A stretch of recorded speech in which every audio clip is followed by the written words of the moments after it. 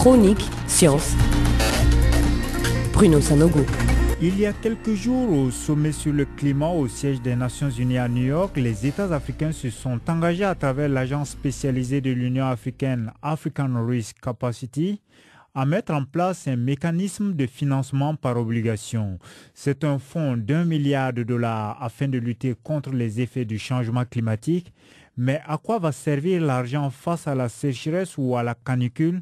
Et quelle est la responsabilité de l'Afrique aussi par rapport au changement climatique?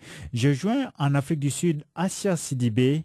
Elle est la responsable de l'engagement avec les pays d'Afrique francophone à African Risk Capacity. Étant donné que notre continent est celui qui est le plus vulnérable au risque climatique, on a tout intérêt en Afrique à pouvoir trouver des mécanismes qui permettent de résister aux aléas liés au changement climatique. Il est très difficile de chiffrer, alors je ne pourrais pas exactement vous dire quel est l'impact, mais ce que je peux vous dire, c'est qu'il y a une étude de la Banque mondiale qui avait estimé que si la planète connaît un réchauffement d'eau d'ici à 2050, il faudra investir dans l'adaptation au changement climatique entre 14 et 17 milliards de dollars par an jusqu'à 2050. Et c'est investir dans l'agriculture irriguée, les semences améliorées, tout ce qui permet de résister en cas de changement d'aléas climatiques forts afin de pouvoir augmenter la résilience de nos populations. Et en Afrique, au lieu de chercher à lutter contre les effets de ce changement climatique, est-ce qu'il ne vaudrait pas mieux travailler à réduire tous les types de pollution que nous avons? Parce que nous participons aussi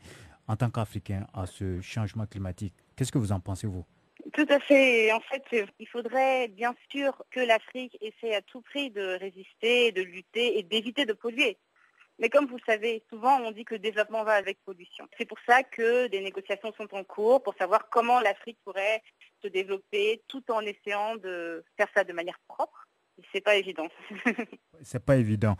Que peut-on faire avec de l'argent quand on subit par exemple des sécheresses, quand on subit par exemple la canicule? À quoi sert l'argent, 1 milliard de dollars? Alors, un exemple très concret. Lorsqu'on subit des sécheresses, dans le cas par exemple d'Arc, parce que c'est ce que l'Union africaine est en train de faire actuellement. Alors, lorsque les fonds sont déclenchés au pays, les pays soumettent des plans de contingence qui, en fait, sont le cadre de des activités qui vont être mises en place. Par exemple, le pays peut dire « j'ai une sécheresse, je vais distribuer des céréales à mes populations les plus vulnérables. J'ai une sécheresse, je vais subventionner l'aliment bétail pour que mes éleveurs ne souffrent pas, pour que mes éleveurs ne vendent pas leur bétail. » Ça, c'est vraiment ce qu'on appelle la sécurité alimentaire, les activités clés. En ce qui concerne maintenant tout ce qui est adaptation, c'est maintenant que les pays réfléchissent et mettent en place des mesures d'adaptation. Comme je l'ai dit un peu plus tôt, ça peut être mettre en place l'agriculture irriguée. Et face à la canicule, parce que la canicule aussi c'est un effet du changement climatique, qu'est-ce qu'on peut faire? Acheter des gros climatiseurs et continuer à polluer? C'est difficile. Effectivement, mais qu'est-ce qu'on peut faire? Réfléchir à des mécanismes plus propres. Pour plus de détails, des commentaires, des suggestions, écrivez-nous à BBC Afrique en un seul mot @bbc.co.uk. Et d'ici la semaine prochaine, portez-vous bien.